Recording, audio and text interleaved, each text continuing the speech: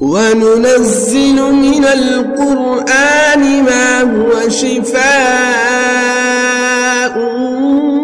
ورحمة للمؤمنين কোনো কুফরি অথবা তাবিজ তোমার নয়, সম্পূর্ণ শরীয়ত সম্মত রুকিয়াহ করা হয়। কুরআন সুন্নাহ তথা শরিয়াহ মোতাবেক জিন ও জাদুর সমস্যাজনিত চিকিৎসাকে রুকিয়া বলা হয়।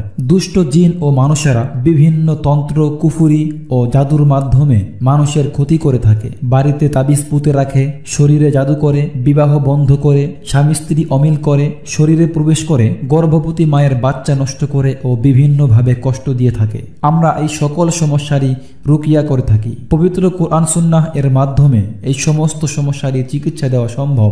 মানুষের সেবার পাশাপাশি আমাদের উদ্দেশ্য হলো সারা বিশ্ব থেকে কুফুরি, শিরকি চিকিৎসার মূল্যোৎপাদন করে কুরআনের চিকিৎসা কায়েম করা। মানুষের অন্তর থেকে তাবিজ তুমার নামক ব্যাধি দূর করে কুরআন হাদিস ভিত্তিক রুকিয়া চিকিৎসা প্রতিষ্ঠা করা। পরামর্শ অথবা চিকিৎসার জন্য স্ক্রিনে দেওয়া নাম্বারে যোগাযোগ করুন।